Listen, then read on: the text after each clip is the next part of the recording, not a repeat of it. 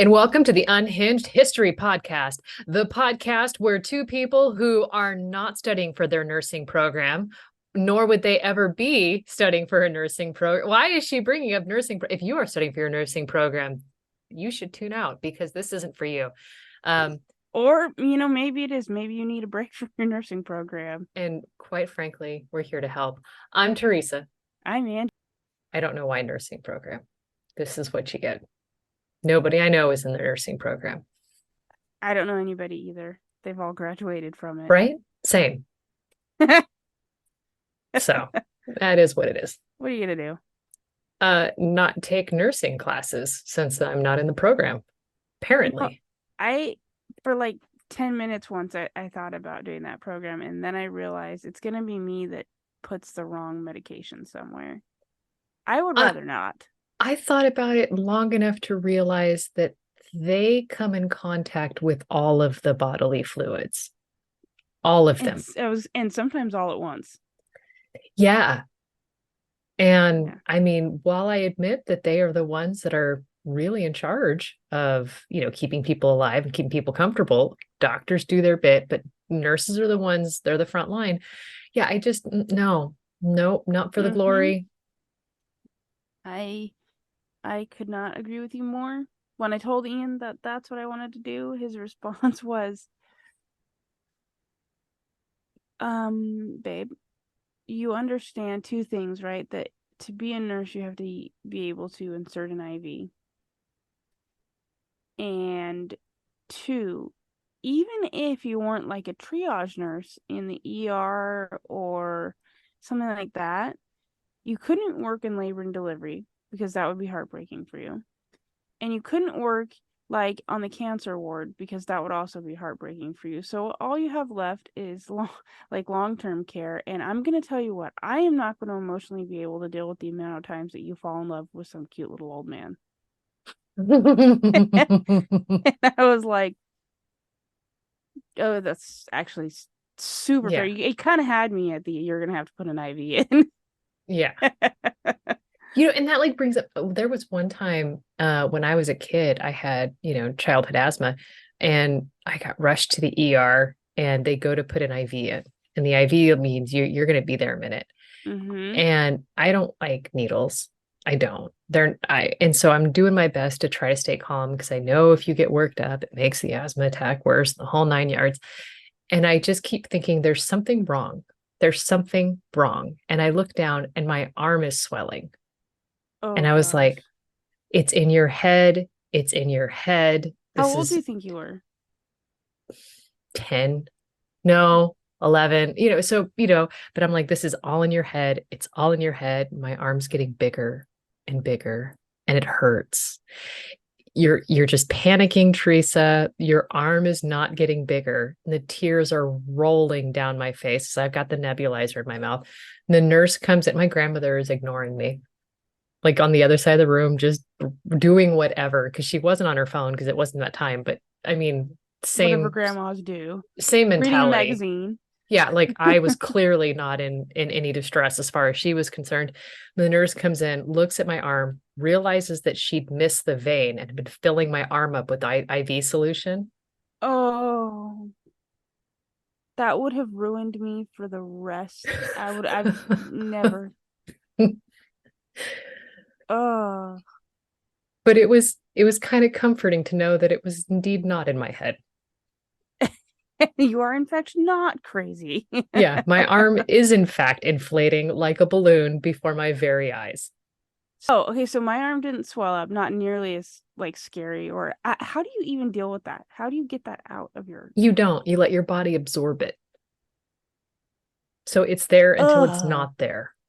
I hate that for you. It's not like you can just pop it like a pimple and watch this geyser erupt from your arm. That's kind of what I was wondering, but then I was like, oh, I wonder if maybe they just I don't know, reverse it out. Yeah. Yeah, hook up an empty bag and then just, suck it out. No. Yeah, no. That didn't happen to me, but what did happen to me is when I was 13. I was 13. I was in the hospital here, and They couldn't figure out what was wrong with me, so they transferred me to UC Davis, UC Davis or Oakland Children's Hospital, one of the two. I can't All remember right. which one.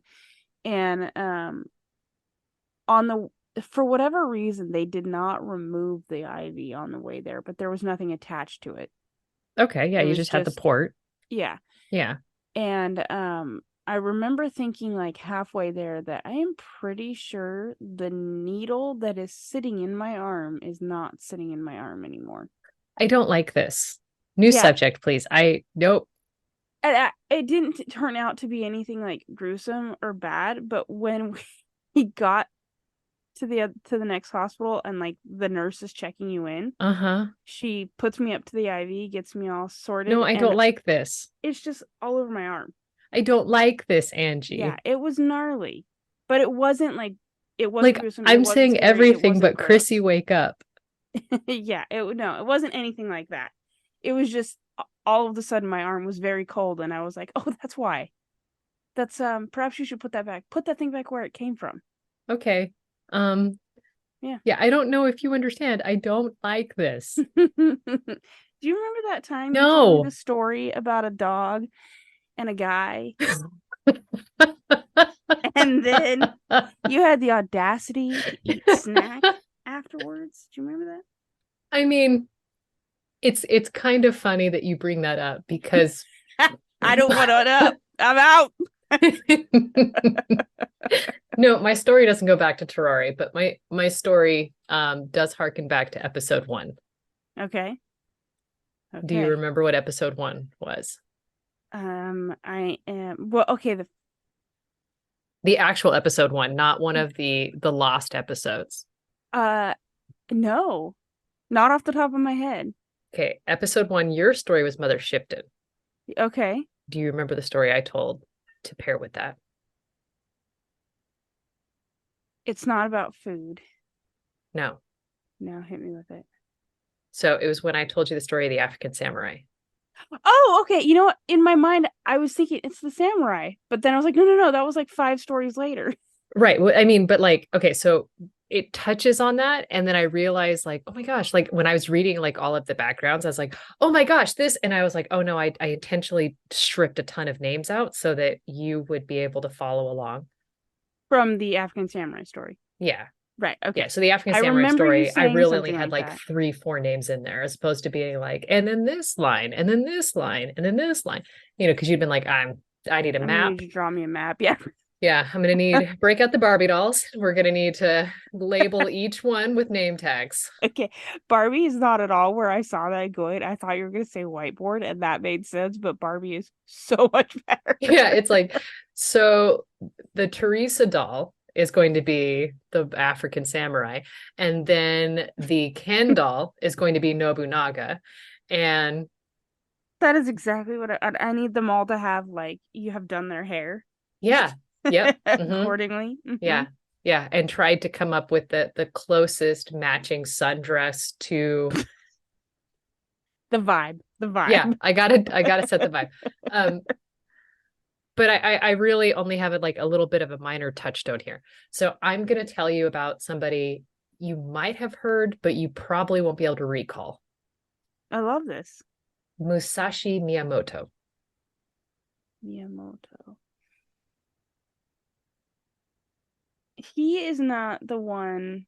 No, just go. Just go. I'm Just no, excited. no, I want to hear. Just spit it out. What do you got?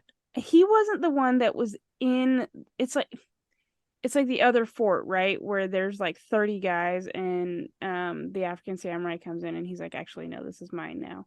Wasn't So that guy, right? no, the African samurai. So okay, so I'll get there. Like, Okay. because I made sure to like include a note of like, hey, this is the touch point, and then this is how this would work. And so later on, I could Okay. be like, oh yeah, okay. But my sources, um, there is a website, katanas-samurai.com. They have one on Musashi Miyamoto. Swordencyclopedia.com has another article. There's a book called The Lone Samurai by William Scott Wilson that I refer back to. And then I had to use Wikipedia to make sure I had things in order because some of the histories were a bit convoluted. I'm telling you, Um, man, Wikipedia is the best timeline. it just like, lays it out. Sometimes it's a bit dry, but it does Yeah, help organize. Okay, bit dry so is a perfect way to word that. yeah, and bless the editors of Wikipedia who are just like, no, no, you need a citation here, so we're going to delete that on your behalf. Thank you for not saving. Um, so it is 1584. Musashi's born in the Harima or Mimasaka province. And I had to look this up. So like a lot of this is going to happen um southeast of like Kyoto kind of area. Okay. All right. Um so Musashi, he starts his sword training in the Okayama prefecture, and his father and teacher is a man named Munisai, and he is an unmatched samurai. Like Munisai is like the pinnacle. Like if you want to train, this like dude, that is your samurai trainer, Gotcha. right? Okay. Small problem. When Musashi is 7 years old, his dad's killed in a duel. Oh, But the takeaway man. is he had been actively training prior to the age of 7. Okay. So, Okay. I mean, that is my takeaway from that. 2 years old, got a sword in his hand. I mean, who needs to walk or potty train when you can swing a sharp blade? I will not potty train. Thank you so much. Right? Yeah, you know what? You just sit there in your filth, good sir, young master. Yeah, please and thank you. Um, so he ends up, I don't know what happens to mom because she's not mentioned in the histories, because again, this is the late 1500s. He goes to a monastery to be raised by his uncle, and Musashi takes advantage of his forced stay and trains with the katana and enters into his first duel at, want to make a guess? And it's 9. okay, so you came at it a bit harder. 13, but Well, he 14 was my first guess, but I was like, no, that's too easy. It's got to be like 9. right. Well, I mean, he goes up against like someone like of note. Okay. Okay. And so he wins because he goes up into named Arima Yoshibe. And he's introduced to Buddha and the Buddha teachings, yay, monastery, and his uncle. And he starts really going to town and winning several duels. So like this is really just like cutting his teeth, coming of age sort of Is deal. he the Cassius Clay of the East? Um, no, no, no. Okay. I mean, Does not uh, have cannons surrounding his house. no. I mean, you're going to be able to draw parallels and you're going to make me want to eat these words since I say no. But I mean, no. Question Uncomfortable mark? pause? Quotes. No? No. Okay. So, like, to give you kind of an idea, when we think about the brawl he gets, or I won't say brawl, the duel he gets into at 13, because brawl makes it sound a bit uncoordinated, bit feral. But William Scott Wilson in his book The Lone Samurai, here's a quote. In 1596, Musashi's 13, and Arima Kihei, who was traveling to hone his art, posted a public challenge in the Hirafukumura. So I don't know if that's a newspaper. I don't know what the Hirafukumura was, but it is. Musashi wrote his name on the challenge. A messenger came to Doran's temple where Musashi was staying to inform Musashi that his duel had been accepted by Kihei. Doran, Musashi's uncle, was shocked by this and tried to beg off the duel in Musashi's name based on his nephew's age. Kihei was adamant that the only way his honor could be cleared was if Musashi apologized to him when the duel was scheduled. So when the time set for the duel to arrive, Doran began apologizing for Musashi, who merely charged at Kihei with a 6-foot quarterstaff, shouting a challenge to Kihei. Kihei attacked with a wakizashi, which is a type of sword. But Musashi, with the 6-foot quarterstaff, shouting a challenge to but Musashi threw Kihei to the floor, and while Kihei tried to get up, Musashi struck Arima between the eyes and then beat him to death. He had some pent up anger issues. Mm-hmm. Arima was said to have been arrogant, overly eager to battle, and not a terribly talented swordsman, but he was 13 and was willing to call bro stuff out. That is that is very American of him. I mean, it is very Cassius Clay. It really So is. you can see why I'm like, no, Kind of, they, not really. They could be friends or uh, not. yeah, I mean, overlap. Yeah, it also has. I think we've mentioned this before. It also has young D'Artagnan vibes. I'll Yeah. duel you at noon and you at one. Well, hold that thought because that was going to come up. Oh, sorry. I mean, heck of a transition, but that's like several, like that's a bit further down the timeline. So, like that kind of, is how we're going to cut our teeth on young Musashi.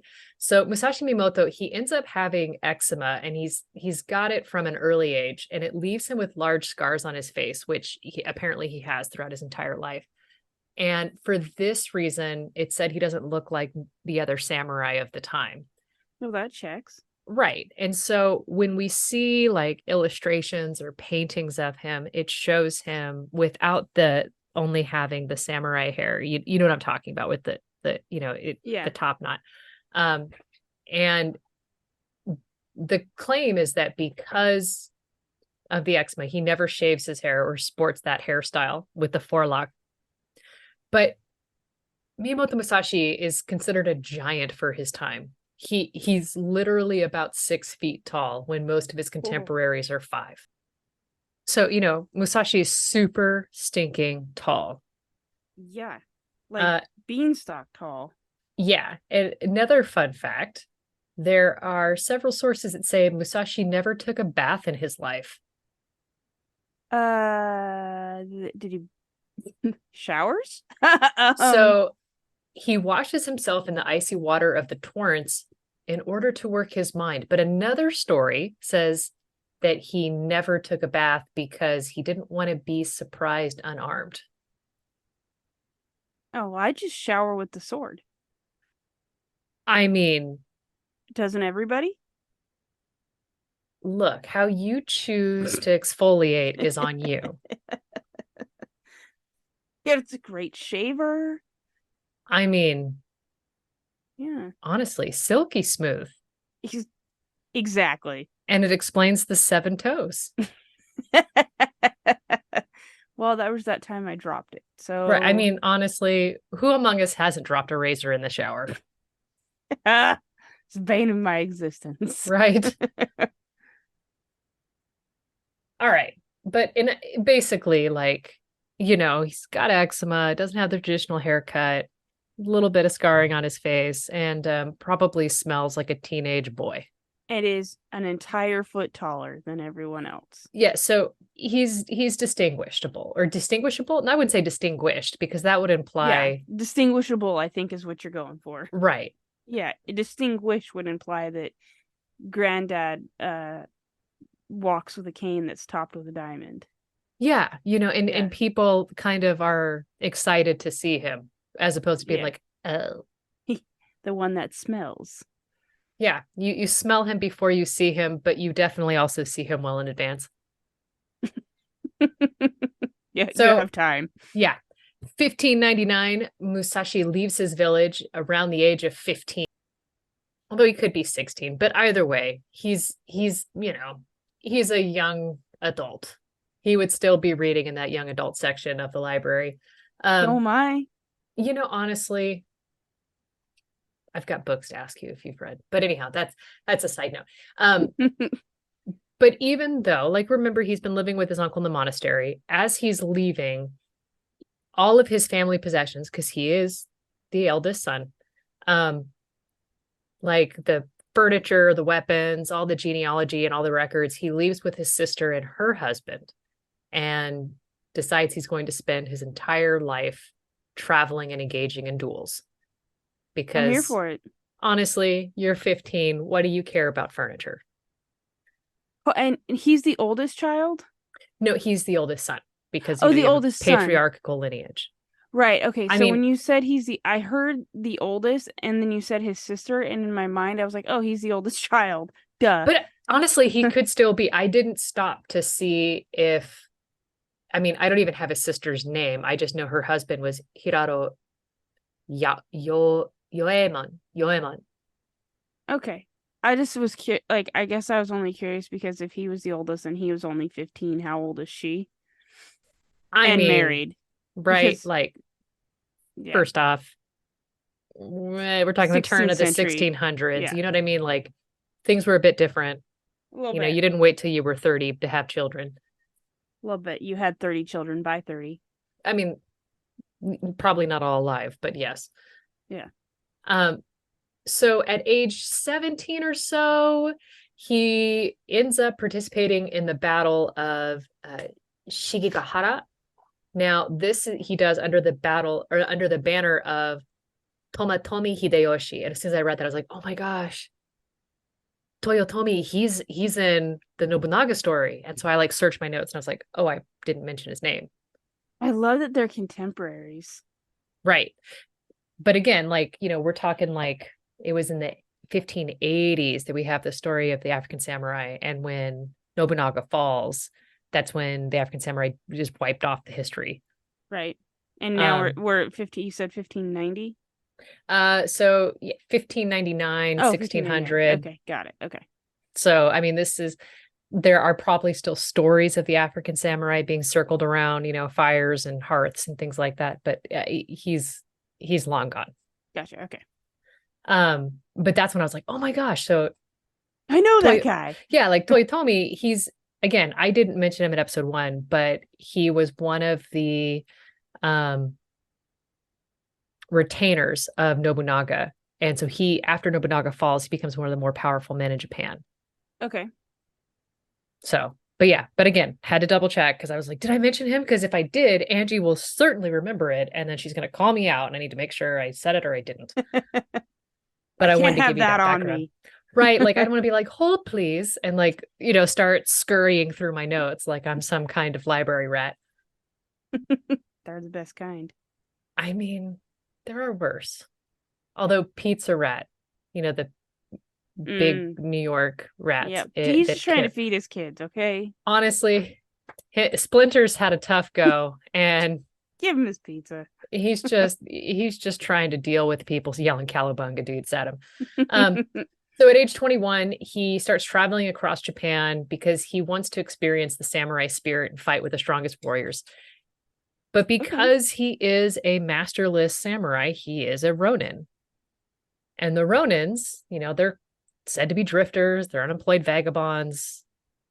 It is what it is. At age 21, Legendary.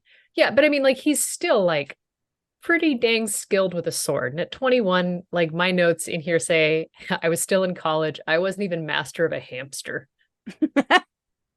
Yeah. Yeah, I can't say I had anything mastered by 21. Right? Like, I didn't even have pets. I was like, look, I can't be trusted to feed myself, let alone another creature. Yeah. I had a cat. Well done. Thank you. Well done. So it's also at 21 as he's leaving, he ends up going to Kyoto. And Kyoto's the capital at the time. So this is the bustling metropolis of Japan.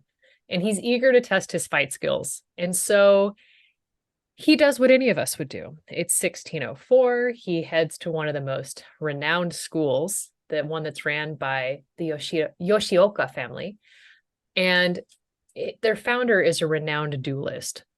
So he decides that he is going to challenge the school. Did I mention he's young, dumb, and 21? I just, I just have this really stupid image of him standing in front of like your middle America middle school, just yelling at the school. I mean, so I would assume this is more of like a trade school. So this is like him standing in front of the welder department of the community college. College. Yeah. Good luck, bruh. Good luck. Yeah, I mean, pretty much.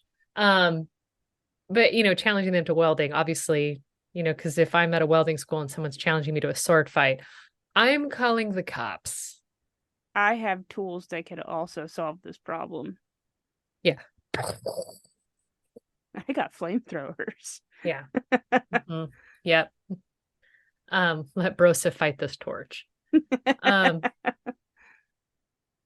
so he's at the school. The person who decides to answer his challenge is the head of the family, Seijiro.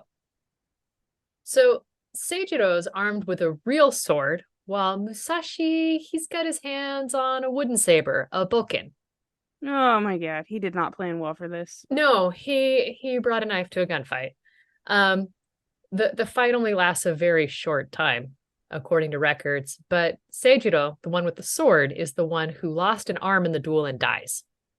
Oh my god, not the way I thought that story was gonna go. Same, same. Obviously, this earns him the hatred of the entire Yoshioka clan, and a second duel takes place against Seijiro's brother, Denshichiro. The fight was once again brief.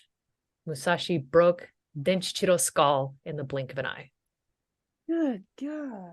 Did I mention he doesn't even have an actual sword in his hands during this attack? Oh, he didn't win the other guy's sword?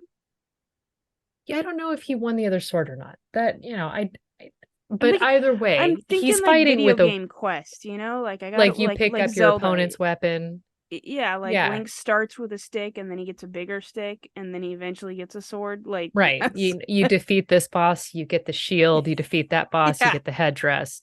Yeah. Yeah. Um, but either way, this doesn't necessarily win him any friends, and so he's challenged a third time to a duel against a guy named Matsushihiro. But Matsushihiro is still a child and takes the time to trap him, hoping that he's not going to be able to escape. Because Hmm. Matsushihiro is like, you know what? I'm just a kid, so I'm not going to fight fair. I've just watched, I can two see what you can do. two very formidable opponents die or get their butts handed to them with a wooden stick, basically. Um, so he takes this time to set up and plans this trap. Okay. Musashi ends up arriving early to the duel, and he has time to see, all of these people kind of clambering into place to trap him. Um, and this triggers, this final attack because he's like, "Oh, what are you guys all doing? Scrambling with fishing nets and spears and You big grappling sillies. hooks." I mean, I don't know what they had, but um, Matashi he ends up dying, Oh and dear. Musashi escapes the 80 samurai ambushing him. He ends up killing about a dozen of the clan members, and it ends up being that region's famous fight. Like when Good you think back, Lord. like 80 samurai. I think 80 cats chasing me would have me soiling my breeches. Let alone like armed, trained warriors. I would have one of those moments where I pondered how I got here, then soiled my breeches. Right. I mean, why wait? You can do both at once. I guess you could, yeah. But anyhow, it's about this time that he hits the road again, winning challenge after challenge after challenge. And it's at this point in his life that he goes unbeaten in more than 60 duels. I'm noticing we're building a yearbook class list of Julie Dobneys. Mm-hmm. We really are indeed. Between the Catalina de Orosos, the Cassius Clays. I love them all so Honestly, much. they're just a bunch of belligerent peeps. I just want to see them all at the same table for a second. It's going to look like detention at the worst reform school. Breakfast, or what is the Breakfast Club, but worse. Yeah, the Breakfast Club with weapons. Yeah, Excellent. let's do it. So it's at this point, it's about 16 or words 1605. Musashi meets a famed fighter, Musugonosuke. Sorry, I should say that right. Musugonosuke.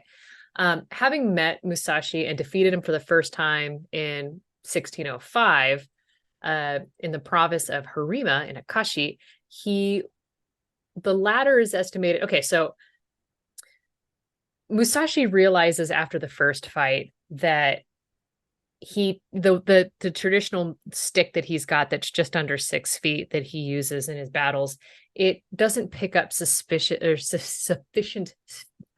words, doesn't pick up enough speed when going up against a katana. Okay. And apparently he doesn't want to fight with steel. Apparently this guy likes bringing sticks to knife fights. Well, you just beat the guy in the So, face. Just one. right. I mean, honestly, the wood works. I don't know why that was hilarious, but I'll take it. Run with it. Yeah, so he ends up going to this mountain nearby, Mount Hunmin, and he starts reducing the length of his staff. So it was 1 meter, 1.8 meters long, and he ends up reducing it to 1.3. Okay. And it's said through some mystical experiences, and he starts really learning how to handle this new staff. Basically, it could be a little bit of, mystical, religious coming to Jesus moments, but coming to Buddha, I suppose. Or it could just be he was just a good fighter and understood what he needed to get done, and then just sat time on a mountain carving a stick. Do what you got to do. Right. But he already knew a little bit of how to fight, because he'd done some katana fighting at the monastery with his uncle. And then have you ever heard of the weapon called a naginata? Can you describe what it is to me? So basically, the bow, that really long staff, and then Mhm. there's like a long blade at the very end of that. Okay, okay, yeah. I Yeah, have seen that's a that before. I naginata. didn't know what it was called. Yeah. So Musashi's been trained in both katana and naginata. So now he's got the shorter staff. And so now he's spending some time working with it, Okay. having previously been trained on different weapons. So it's at this point that legend has it that he meets Muso Gonosuke again for a second time. And he's got the shorter staff that they've named a Jo for whatever reason, as opposed to a bow. But as it's even with it trimmed to a shorter length, it's still, because this guy's 6 feet tall, so he's got a decent reach on him. He's able to hit his opponent's weak spots in the armor right at the solar plexus. Mm. Gonosuke manages to defeat Musashi without causing him great harm, but Musashi's actually able to get quite a bit of hits in. And it's because of this that Musashi's able to kind of invent a new technique, Jojutsu. Oh. Jo being the stick. But either way, like he's learning from his mistakes here, which is interesting to me. So that's 1605. 1612, in April, Musashi meets another famous fighter, Sasaki Kojiro of the Mori clan, who's renowned for his long saber, the Odachi. Okay. Okay. So the duel scheduled for April 13th, and Musashi's he's about 30. So Okay. you would assume that he's bringing it down a notch. I He's was just saying calming he's calmed down. down a bit. That's what you would think. The departure for the boat for the duel is arranged at the hour of the dragon. So basically about 8 a.m., which I was like, that's work starts at the hour of the dragon. Bit ominous, but glad we've got a name for it. And they want to have it on a small local island. And officials have banned spectators because there's officials involved. However, the island fills with them anyhow, because this is a big duel between And some we 30-year don't old have upstart. Wi-Fi. Yeah, like mom won't give us the password and these guys are going to kill each other. So we're going. Yeah, yeah, Did you pack snack? BYOB.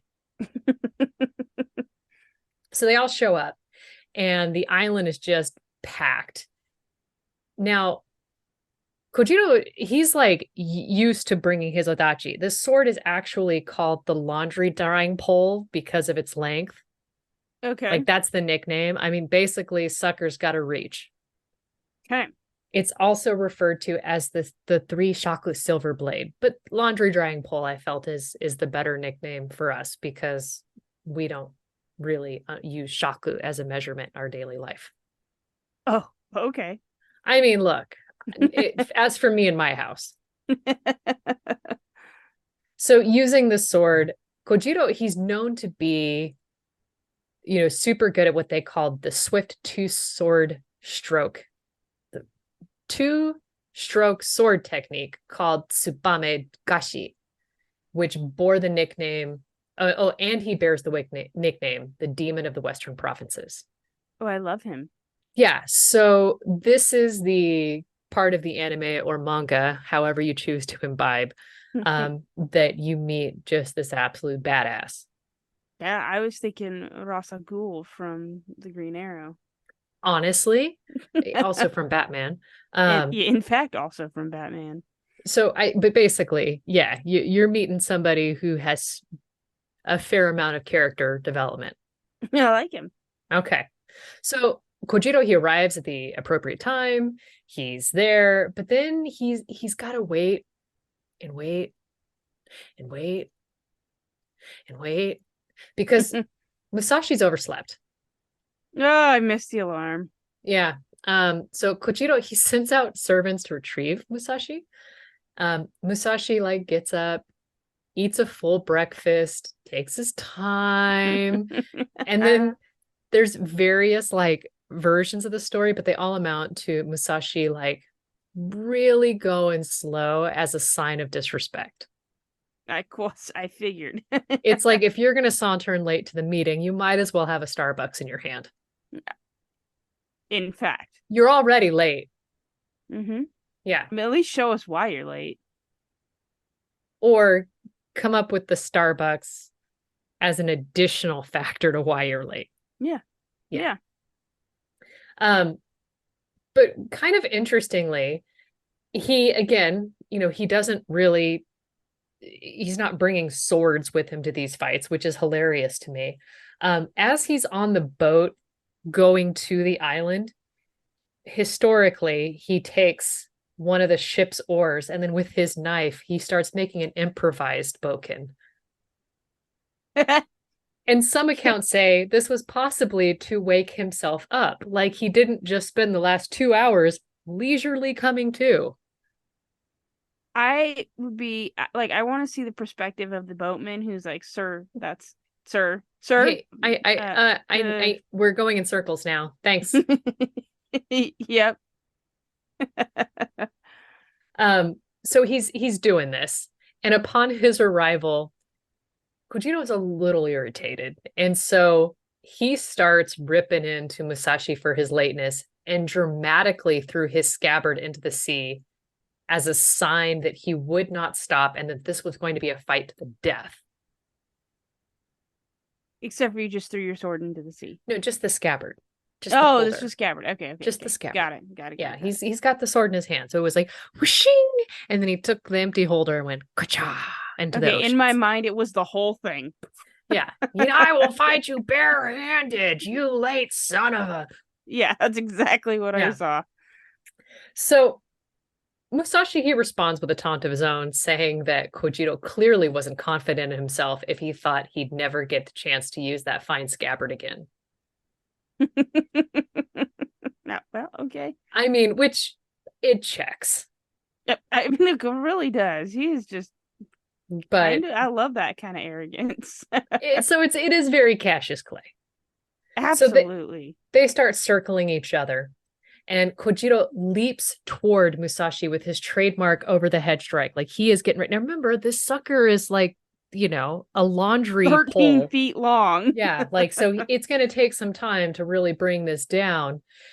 And as, like Musashi is also moving. So Musashi's headband falls off because it gets sliced by Kojiro's sword, but somehow the headband is the only thing cut and there's no wound on Musashi. Musashi strike, mind you, he's fighting with a boat oar, strikes true and cleaves Kojiro's skull.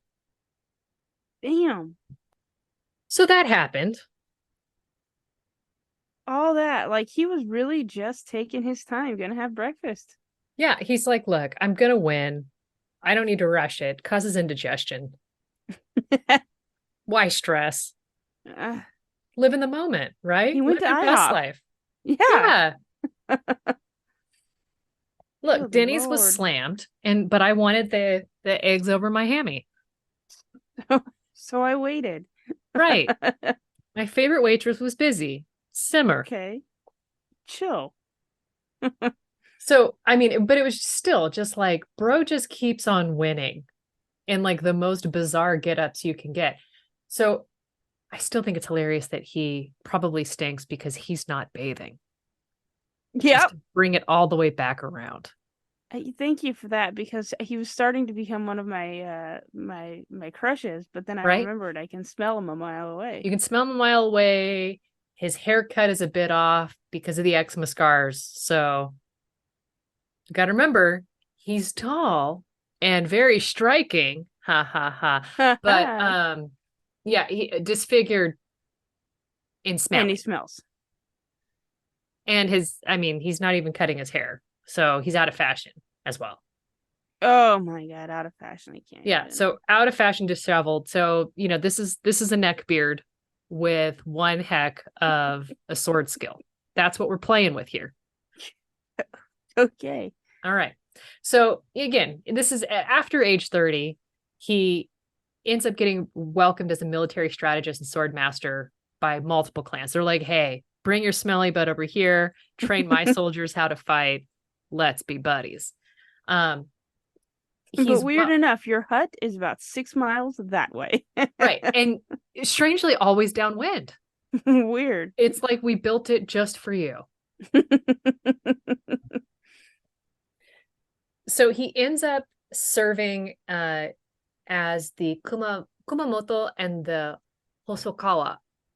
And a guest confirms that Musashi was the legendary swordsman of the time. So basically, like everyone's like, yeah, he is the one to beat. Because He's your guy. I mean, when he was a kid, he took down the entire household of the Yoshioka. Like he's a bit of a badass.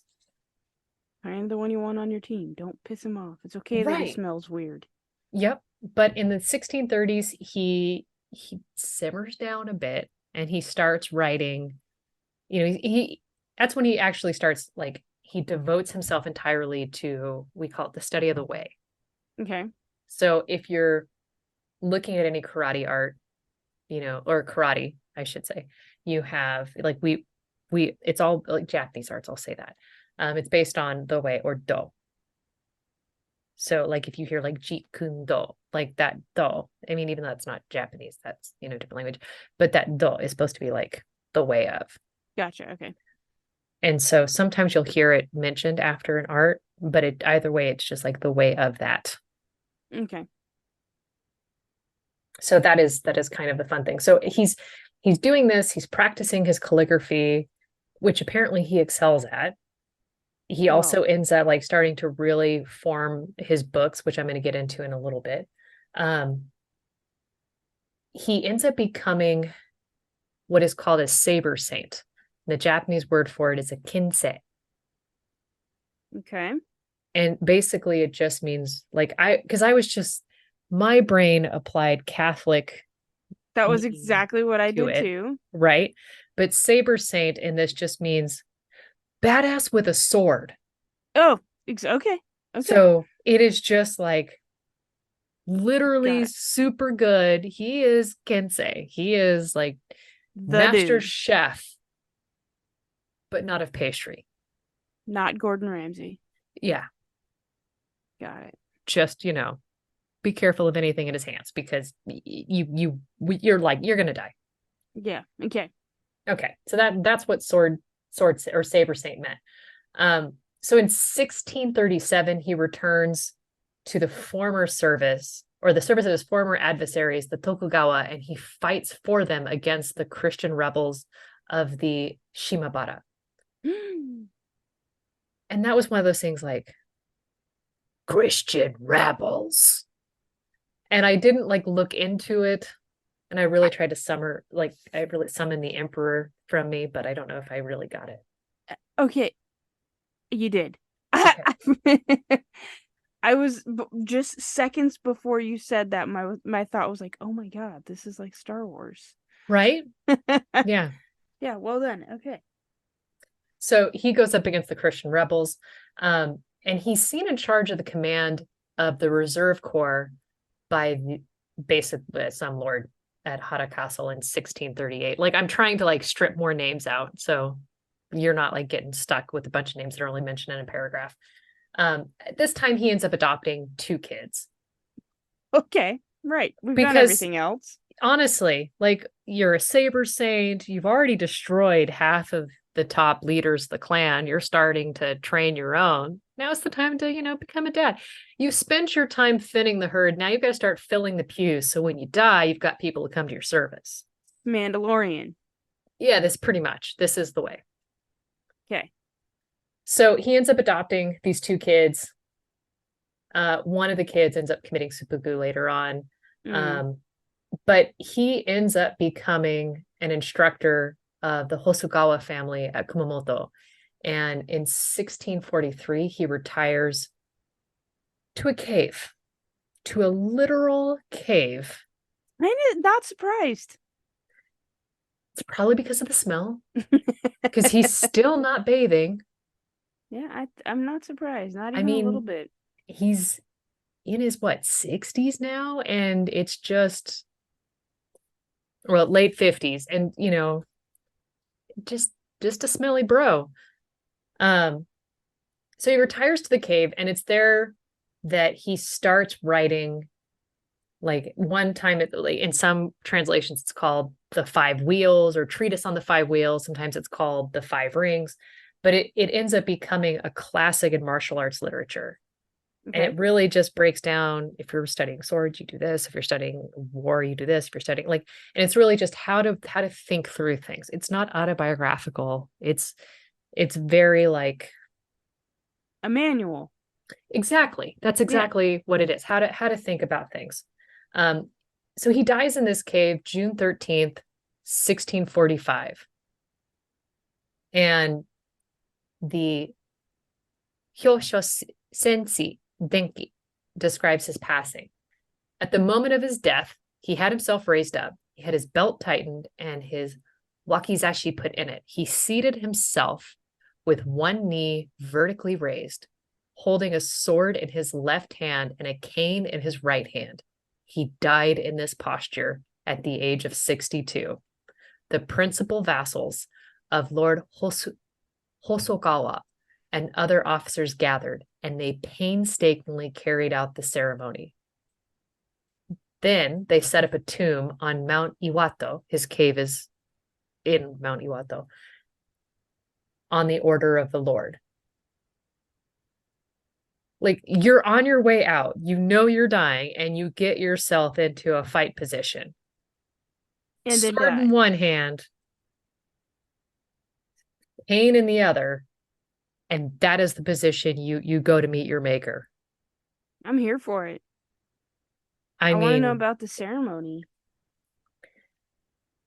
yeah, I mean, like honestly, that's all the information I had on it. Um, That's they really be cool. they believe he died of thoracic cancer, Ugh. but other accounts say he died peacefully after finishing the text that translates to the way of walking alone or the way of self-reliance, which are 21 precepts on self-discipline to guide future generations, Wow. which Okay. kind of badass. Yeah. And then, in accordance to his will, he ends up getting buried in his armor, As he should. right? Yeah. That's his armor. I know that that is not typical of uh, this type of culture, but I too would want to go out in my armor. I mean, honestly, I don't think anybody else wanted it because he'd been wearing it for 50 years without bathing. That's true. I mean, I think it's imbued with his more than his spirit. It's also his stench. Yeah. But that is the story of Miyamoto Musashi. I just firmly believe that there is not a single samurai that does not have just a completely wild story. Yeah, maybe. There's got to be like some backwaters lord who is like, I just sit in my post. It's what I do. I've been here for about, my daddy 56 was here. years. His daddy was here and his grandpappy was here. And we just sat here and we just made sure nobody crossed that wall. Nobody made it over. Nobody walked through our woods. These are our woods, We ain't seen nobody in 356 years except that one time that vacuum man came to sell something. right? But he saw our sister wives and he took off because we ain't got time for that. Gross. I love it. That was delightful Yeah. and smelly. Smellier, but it was just like it's like the first reference I caught to him not bathing, I was like, I'm gonna just brush that under the rug. And then there was another source that was like, no, really, he didn't bathe. And I was like, that's two. And then kept going. And it was like, well, maybe he didn't bathe because he didn't want to be caught unarmed. And I was like, okay, now we're justifying it. They too read the other sources and were like, no, no, no, there has to be a reason. Yeah, maybe I was like, okay, there's got to be some, you make a friend who can watch your back for a couple minutes while you scrub the layers of gross off. And you got to think like the Japanese didn't like the missionaries. And one of their complaints about the missionaries is the missionaries weren't bathing. Yeah, I have a hard time like picturing not bathing for these people. Yeah. Like That is we were weird. the filthy, dirty heathens. That is weird. And they were just like, you got to get the gross off. At Gotta the end of the day, you gotta wash your face. clean your ears. You gotta get your buttsies. And that's what it's going to be called from never for the rest of forever. So thanks for that. The buttsies? The Butsies. Well, that's okay. So that's what we used it at our house with kiddo because, like she wasn't going to be allowed to say but in kindergarten, because the teacher, oh, that's a potty word. But I was like, okay, but I'm not going to tell her to call it her ass or her anus.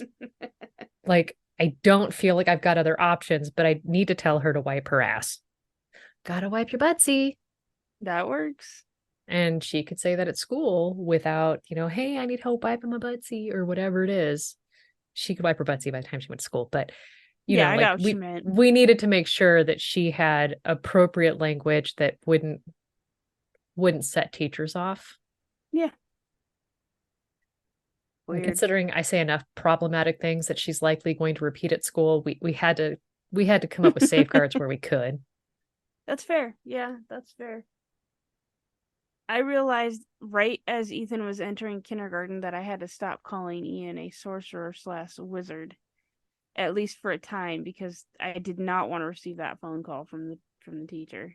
Your son goes around and says that his dad's a wizard, and he partakes in sorcery, and then I'm gonna have to be on the other side, being like, yeah, okay, listen, he can change the channel on the TV from his iPad in the bathroom.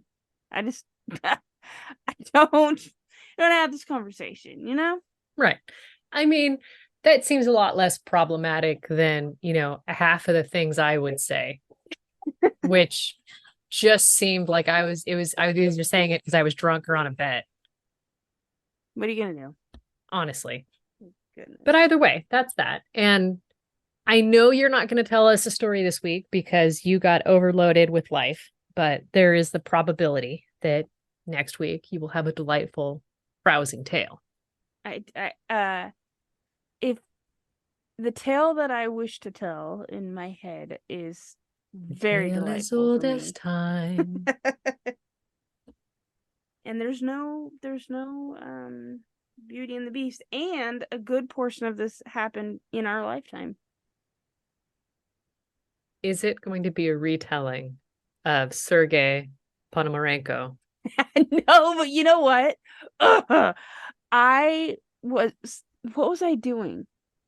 Okay, so at work, I have two monitors, and Yeah. the second monitor is kind of strictly what I use for um putting the images where I need to put them before I move them over into their program.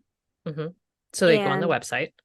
right. Yeah. And so often that monitor is just got like whatever the basic website, like whatever the homepage is, which is Sure. like Bing News or something like that. I can't remember exactly what it is.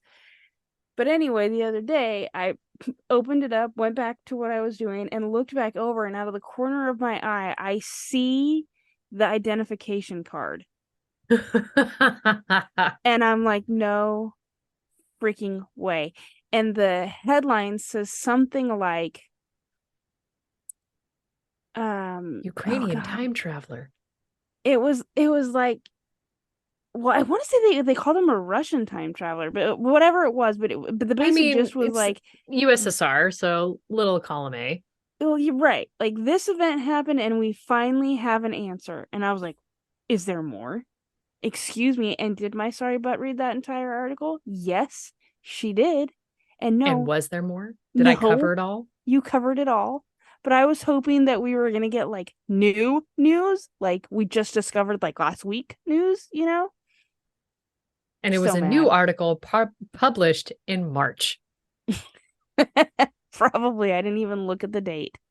But it was like they basically retold your story and included the idea, like they really went heavy on the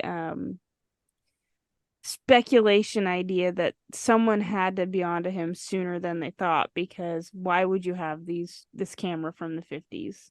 Except for this author was totally thrown off by the fact that the woman quote corroborated his Corroborated. story. Yeah, because going with they're all paid actors on a not credible television source wasn't the clearest tip off. Like, and I That tried to pepper in enough of those small little details oh, you did so good. to where you'd be like, oh, I should have seen that. I should have seen that. Valentina did me dirty. She totally did me dirty. But you can't be mad at someone named Valentina because they probably know how to kill you 14 different ways. Even if it's just heartbreak and bad tea. Exactly. Not something I want to be seeing my into Okay. in that way. Well, on that note, if you've caught up with our entire catalog and you're thinking, you know what I want to do to reward these incredible women that I so graciously have spent an hour listening to today, I'm going to give them a review on the podcast channel of my choice. We prefer 5 stars; those are beautiful. But you give us what you want, because really, beggars can't be choosers. It's really where we're at. So, rate, review, subscribe. And on that note, goodbye. Bye.